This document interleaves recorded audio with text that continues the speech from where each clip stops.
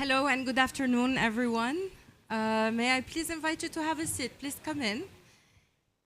My name is Mireille Atala, and it's my great pleasure to moderate this event in the NDC Pavilion, hosted by the government of Colombia and organized by the Ministry of Environment, that will make us reflect around biodiversity NDCs, integrating climate change and biodiversity. Excellency Minister Mohammed, may I please invite you to open the session for us.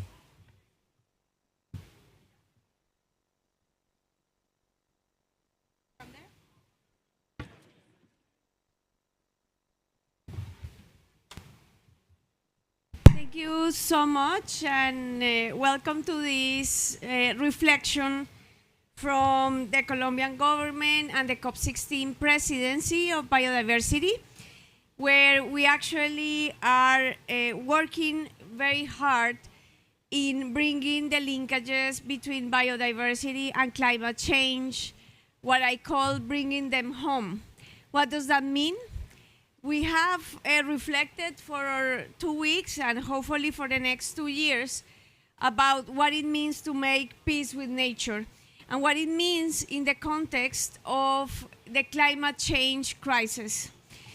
Right now, at these conferences here in the UNCCC, the focus is very much on an agenda based on reducing emissions, and actually seeing from the sectorial perspective, energy especially, how the transitions are going to be made. But these transitions are being pushed from a top-down approach. This means that it's very much engaged in terms of large industrial systems, has to be with power structures in terms of energy, has to do with how to replace everything that uses fossil fuels, transport and others, but it's forgetting what is actually at stake, which it seems to be implicit, but it has to become explicit again, which is actually life in the planet. So as we have put all this carbon in the atmosphere, at the same time, nature itself has the conditions for nature itself, for life reproduction itself, has changed. And nature itself is looking the ways of adapting to these new conditions that are ever changing. And in that process of nature collapsing or adapting, in between that, there's also communities.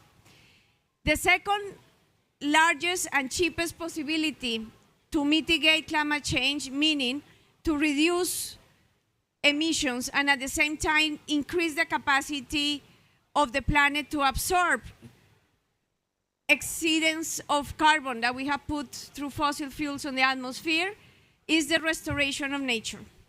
It accounts, according to the GAP report, on 20% of the solution towards 2030.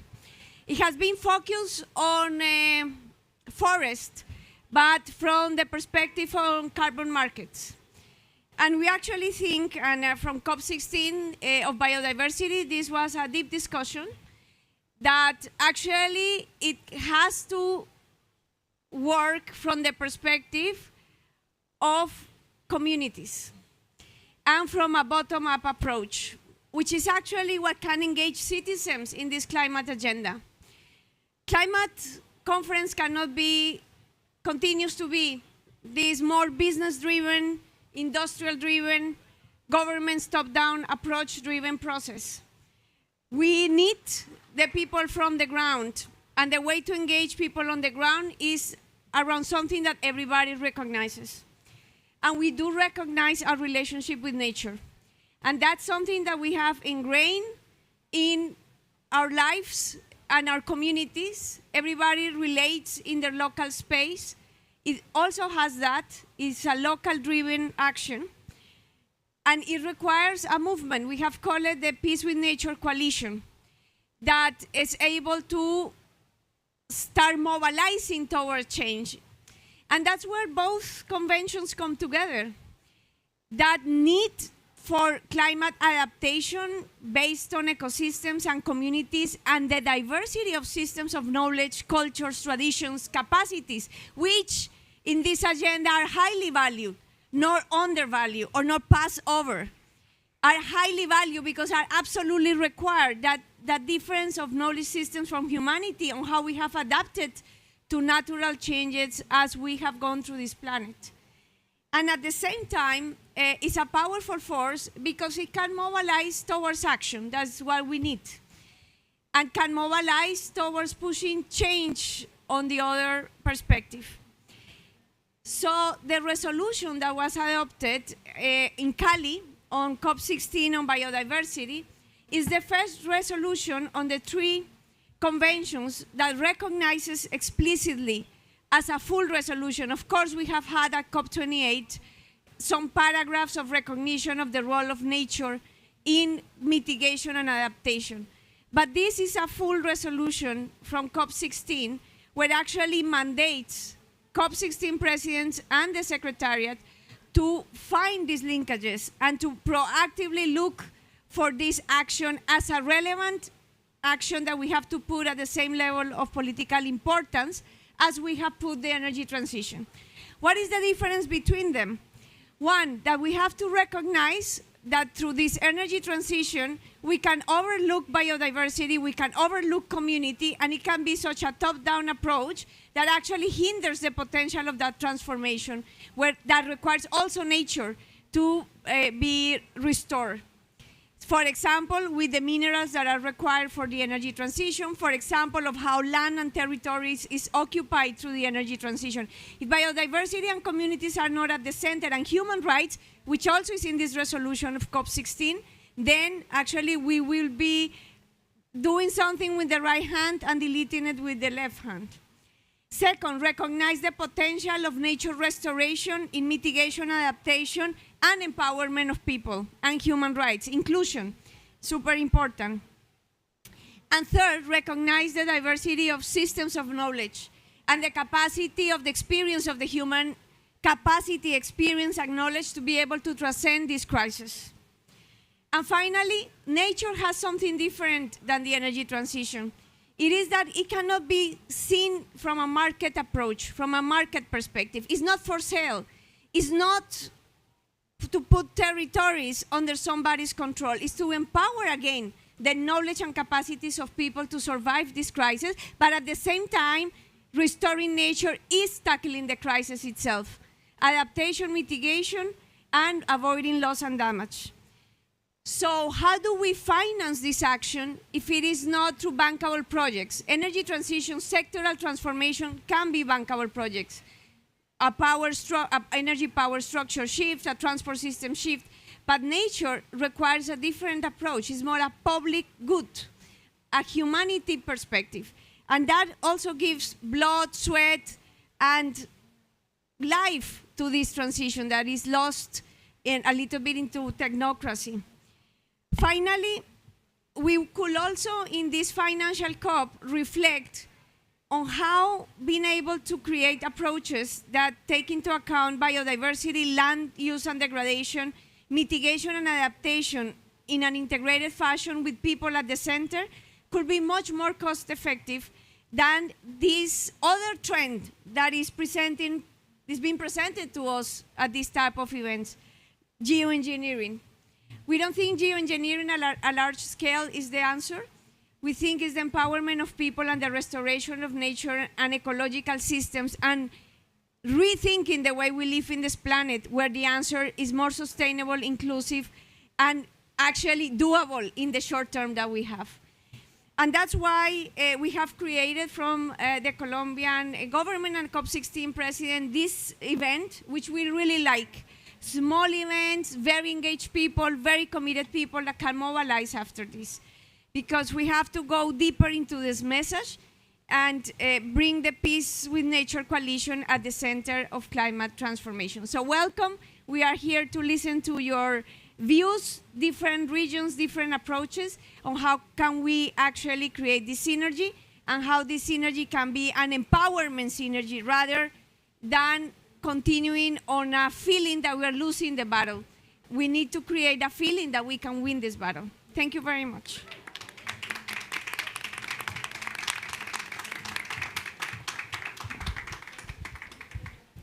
Excellency, thank you very, very much for framing this, this panel in such a brilliant and inspiring way. It sets a very high bar for our panelists here. So I will first invite Pablo Vieira, who's Director General of the NDC Partnership, to tell us a little bit from your experience, what have been the general barriers that countries face in achieving synergies between the biodiversity and climate change agenda, and maybe taking a penny from Minister Mohamed's thoughts, beyond synergies, how do you enable convergence and how do you enable real implementation, joint implementation?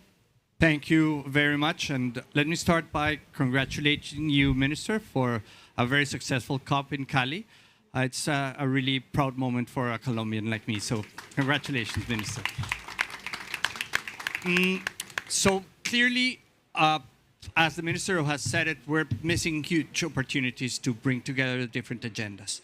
And I'll mention three key elements, but starting by saying that at the end of the day, implementation happens on the territory and you cannot separate the different agendas in the territory. It's the same territory for the different actions. So the convergence ends up happening. If we don't do it from the planning stage, from the financial point of view, then we're missing opportunities and we're not doing it right. No? And what we're seeing is that institutional coordination and planification normally happens in different institutions. Even within the same ministry, where you have different directorates leading the work on climate and on biodiversity that not always talk to each other. So that's a huge challenge that countries face. This parallel agendas results in instruments that are not connected to each other and fragmentation in the investments on the ground. It's a lost opportunity to promote synergies and co-benefits that can, working together, advance the sustainable development of the country at the end of the day, because these two agendas need to serve the needs of the countries, of the peoples in the countries, in terms of driving that sustainable development. The second critical element is that concepts, goals, indicators of progress are different in the NDCs and the NBSAPs. And that means that they don't translate. You cannot add them up. And that's very difficult then to understand how those synergies can be promoted and how that extra benefit is achieved by bringing them together. The third element is that there's fragmentation in financing. If we continue asking the same sources of finance for new funds that will just end up in taking the same amount of money and putting it in different places, increasing the cost of administration of those funds, reducing the efficiency in the use of the resources, we're just going against what we need to do. We need to make sure that finance is converging to the view of the country that brings together the social, the economic, the nature and the climate agendas in an effective way so that financing can be used in an effective way.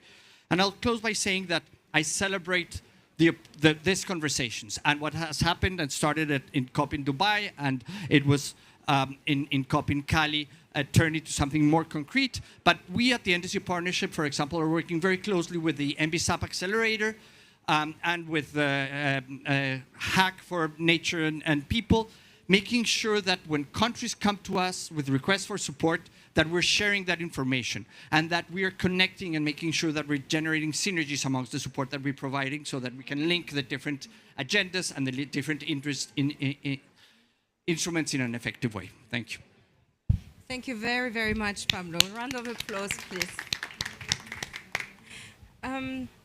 Next, I will come closer to me, to Margarita Gutierrez, who has been working with GIZ precisely on the agenda of bringing together NDCs and NBSAPs. Can you tell us from your experience what have been the relevant issues in the conversations in the Global South regarding that synergies agenda? Over to you. Thank you. Thank you for the invitation. Congratulations for all the work in the COP also, in the COP16. And thank you for my partner panelists. We have been working in 7 countries in Africa and Latin America. We have been working in Dominican Republic, Colombia, Peru, Mexico, and also in the Democratic Republic of Congo and Madagascar. And some of the messages that we are seeing is that we have 3 important points. The first one is enhancing coherence, as Paulo was mentioned. It's like the NBSAPs and NDCs needs to talk each other and complement their goals, and also understand deeply in those analyses that, for example, Colombia has been doing very, very, very hard working, understand what are the co-benefits and how to advance since that targets are alignment. Also, it is important that there are a lot of mutual learning. In the countries, we see that governance and participatory examples in different countries has different approaches. And there are not good or bad approaches. It just need to be effective approaches for the relative importance of the communities and of other standards that we have developed. For climate, there are more like ideas, and there are some national environmental, for example, participatory schemes in Peru, Colombia, and Costa Rica that has been, for example, declared since the 90s, since the initial Rio Conventions, and that hasn't been so active. So it is important to come back and see how are these participatory agreements in the whole like integrated environmental issues, and try to put it together for integrating these 2 participatory agendas between climate and biodiversity. And finally, I think that the full integrated approach is what is most important. We see that there are a lot of intersectoral interactions between those different countries, and always they are tending to make one unified intersectoral approach, trying to put together, and I love what the minister says, we need to rethink the economic model, rethink the sectoral approaches to environment, to biodiversity, to climate, and trying to understand how these connect with GSDs and green growth plans in the whole countries. And we need to rethink that from an integrated approach that from ministers or the central government can bring together, and also trying to integrate those in the territorial. Those are the meaningful 3 messages that we have gathered from all these countries, and the last report is going to send after the Bagu. So we will invite you to read it. All right. Round of applause, please. Thank you very much. To my really dear esteemed panelists, we will have another event here at 2 p.m. There's 4 of you. It's past. We have good enough time. We will not have a closing statement. So I would like to give you the floor now for roughly 5 minutes each, if we can keep it at that. Starting with Dr. Nail Odin, Senior Assistant Deputy Minister and Strategic Policy at the Fisheries and Oceans Canada. Our question to you is, what recommendations can you give to the most biodiverse countries to maintain their richness while contributing to climate action and improving the well-being of communities? So how do we do this win-win rather than trade-offs? Okay, thank you very much for the opportunity. And again, congratulations to Colombia on a very successful COP16. So I'm currently the co-facilitator of the UNFCCC's Ocean and Climate Change Dialogue, and I've been in that role with Julio Cardano of Chile for the past 2 years. So we'll speak to kind of a specific ocean perspective on this question. As this audience may or may not know, among the Sustainable Development Goals, SDG 14, Life Below Water, is the least invested of all of the SDGs. And for that reason, the imperative of finding these convergences between our different UN conventions and the investments we make therein at the very local level is critical to seeing the kind of progress we would like to see in ocean conservation restoration as it can contribute to climate change, and more particularly to sustainable livelihoods, because as we know, for many people across the world, coastal systems are that from which they draw their livelihood in a variety of ways and are particularly critical to local sustainability. The dialogue this past year had a couple of topics. One was technology and finance focused, but the other was around marine conservation and coastal resilience, which I think ties more specifically to the thematic of your question here. And the dialogue really emphasized the essential role of conserving and restoring those ocean ecosystems and coastal ecosystems because they provide benefits to climate change mitigation and adaptation. So often that coastal infrastructure is what provides resilience to coastal and inland systems, but also because of that livelihood support component. In this regard, the dialogue, even though it's under the UNFCCC process, pointed to the Kuming-Montreal process, so look to draw that interlinkage, indicating that the 30 by 30 target within the Kuming-Montreal protocol framework agreement is a critical engine of conservation and climate action.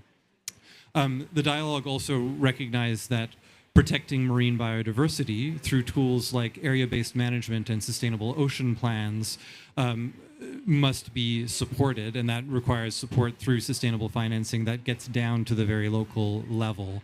And the idea here being that investments that you make at that level provide that full range of benefits, and that if at that very local planning level you're able to link the NDC and the NAP and the NBSAP, you can do something so in a way that has a triple contribution to the work that a given country is looking to achieve. I'd say that importantly in the ocean space, this also links not just to the UN conventions, but also to broader work we do on sustainability in the ocean space to support sustainable livelihoods on our coasts.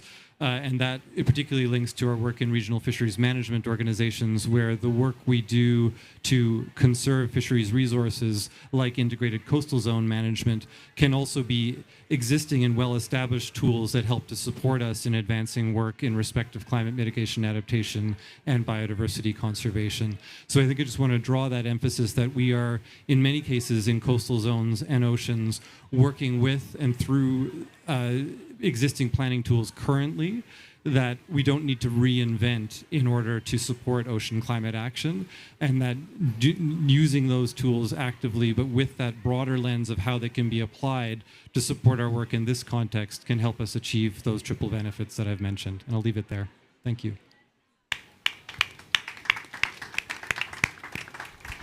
Thank you very, very much. Very insightful reflections.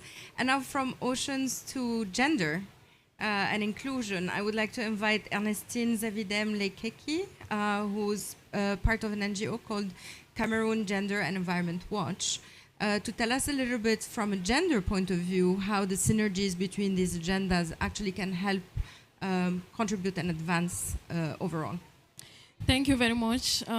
As you rightly said, I'm here representing Women and Gender Constituency, and I'm from Cameroon Gender and Environment Watch, working in the Cameroon Highlands forest community, where a holistic intervention on forest regeneration, bushfire prevention, and climate action have so far benefited over 85,000 people, 80% of whom are women, resulting in zero bushfire since 2017 in the protected Kilum-Ijim forest.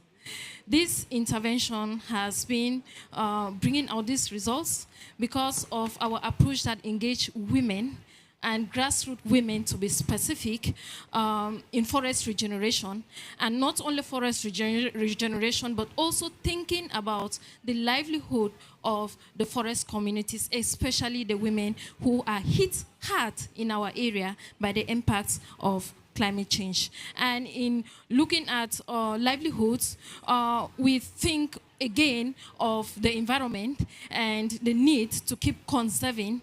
And that's why we introduce beekeeping, honey value chain development, as not only about the economic gains that are coming out from it, but also beekeeping for conservation, where we empower local communities, especially women, to have their beehives in the forest. And when they have the beehives in the forest, they see the need to keep planting bee-loving trees. They see the need to prevent bushfire, which will consume their hives, making them to lose some money. And at the same time, helping these women to be part of forest management institution through local advocacy with the forest management leaders in our area.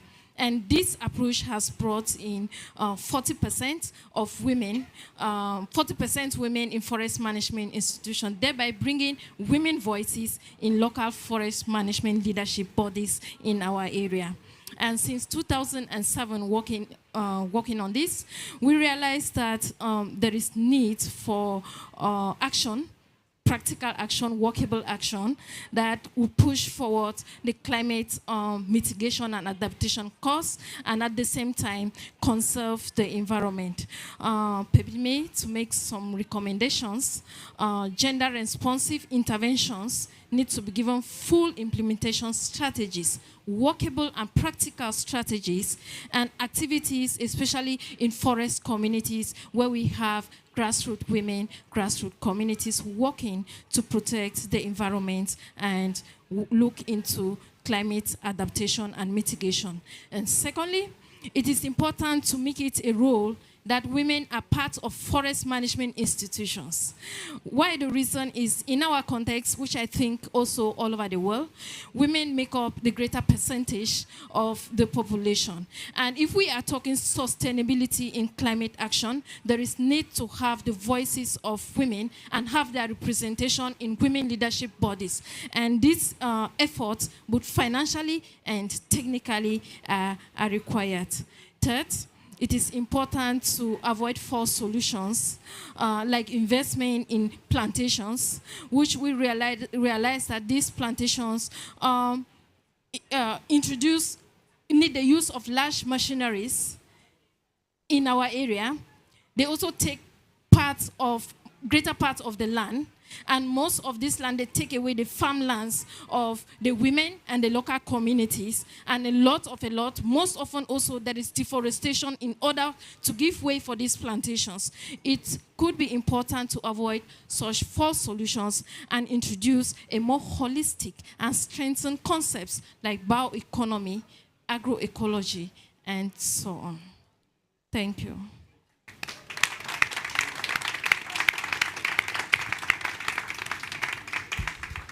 Merci infiniment, Ernestine. These were really, really great reminders for all of us. And now I would like to turn to Moritz Weber, Policy Officer at the Ministry of Environment of Germany. Your ministry has supported a lot NDCs, invested a lot in NDCs, and immediately supported the NBSAP accelerator as well. Can you tell us a little bit what successful experiences you can share on synergistic implementation? Yeah. Thank you very much, and also for hosting this very important event to the Colombian government, but also for your leadership, Minister Mohammed, especially at the CBD COP16. I think I just had my Minister Steffi Lemke coming back from Colombia, and she was quite in high spirit, and she will be here next week, and so hopefully we can translate the results we had seen now in Cali coming up in terms of that intersection between biodiversity protection and climate change, to make that also kind of enshrined here in the corners of the UNFCCC. So I speak more like in my national capacity as a German official, but obviously I'm also part of the EU negotiation delegation, so I would like to kind of just share a couple of reflections. So as I said, like Cali was quite groundbreaking in terms of like having this intersection between climate and biodiversity actually enshrined in a decision, and actually calling quite prominently now for a closer cooperation alignment of the work of the 3 Rio Conventions. I think this is something from a German perspective we would like to have seen much earlier to happen, but obviously now this very strong signals coming out of CBD COP16 in Cali is quite encouraging. The question now is like, how does it land also with the other 2 conventions? And being somebody more like familiar with the UNFCCC and the negotiations here, I think number one, what I can say is that the topic of how nature and climate change relate to each other, that we need to invest more in nature-based solutions, that has become much more traction over the last, I say, like 4 to 5 years. So maybe like, I would say like COP in Glasgow 26 was quite an important one. We obviously had that topic earlier, but since that, we have it on the agenda, at least in the rooms around the negotiation rooms, ever since. We have very prominently featured Nature Biodiversity Days, where this topic is really on a very, very high level discussed. But the other thing is, we still, I think, have quite a bit of a way to go to get that same spirit we had in Cali, amongst also the negotiations among the kind of biodiversity community, to also have this recognized here in the negotiations on climate change. And I think, Minister, you pointed that out, that it's a lot talk about, you know, the transition out of fossil fuels towards renewable energies. When we look at the GST decision from last year, it's paragraph 28, which has been kind of cited, rightly so, a lot, but at the same time, we also have different language in there. For example, paragraph 33 on protection of nature, on the ending of deforestation and forest degradation by 2030. We also have something in there on oceans. So I think there is a lot in there, but my experience is like it's not yet there to be picked up by the climate community the same way it's been picked up in the biodiversity community. And I think that's quite important, and we have these kind of events. Even more so important to have the leadership of Minister Mohamed, and also I would say like my minister as well, to kind of really push that message through into the negotiation rooms here at the climate COP, as well, as much as we have it already on the biodiversity side, to really kind of move on with this agenda, which has now been started in Cali, but also it needs to kind of trickle down here as well. And obviously, when we look next year to Belém in Brazil, there's obviously a quite chance to manifest this even further. So these are kind of a few reflections on the international level, if you allow me to do that as well, and now going a bit more onto kind of European and national experience, because I have been signaled we have 5 minutes, only and for the whole one thing? more speaker. Right. Okay. Then I'll make it very short, because in Germany, implementation, and that's key, is quite important. We have introduced a very large financing program on nature-based solutions, where we actually try to do that combination of biodiversity protection and climate solution by conserving rivers, by afforestation, by protecting forests, peatlands, etc. That massively pays into our kind of climate goals as well. So it's realized now that this is needed, and it's actually,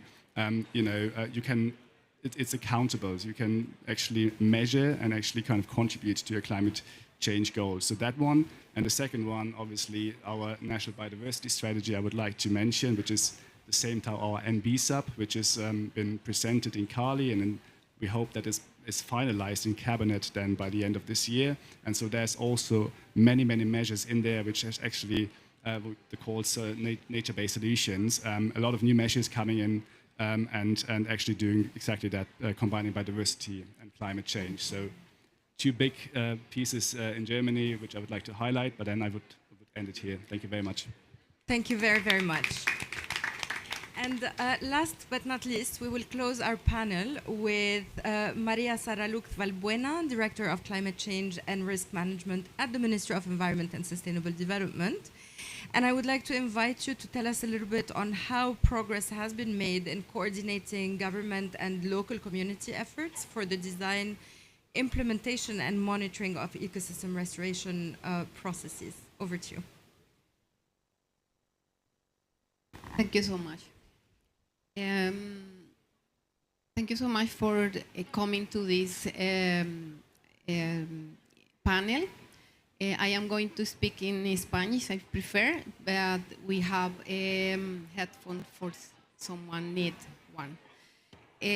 Bueno, yo quería compartirles varias cosas, voy a tratar de resumirlas en los minutos que nos quedan, pero primero quería hacer un contexto de los ecosistemas en nuestro país. Creo que la manera, hablamos todo el tiempo de integrar biodiversidad y cambio climático, pero creo que más allá de eso, lo importante es poder establecer el cómo se logra esa integración, y creo que los ejercicios que hemos hecho en Colombia sirven de ejemplo de poder ver esas relaciones tangibles entre una agenda y otra. Colombia entregó su plan de acción de biodiversidad actualizado en la pasada COP16 y hizo un esfuerzo muy grande de integrar cambio climático en ese proceso de actualización, y ahora hacia adelante tenemos el mismo reto frente a la actualización de la NDC. Hicimos un análisis de las metas que hoy tenemos y las acciones en la NDC 2.0 versus el marco de Kuming-Montreal, y encontramos que hay de las metas del marco global, 11 están relacionadas directamente con nuestra NDC actual,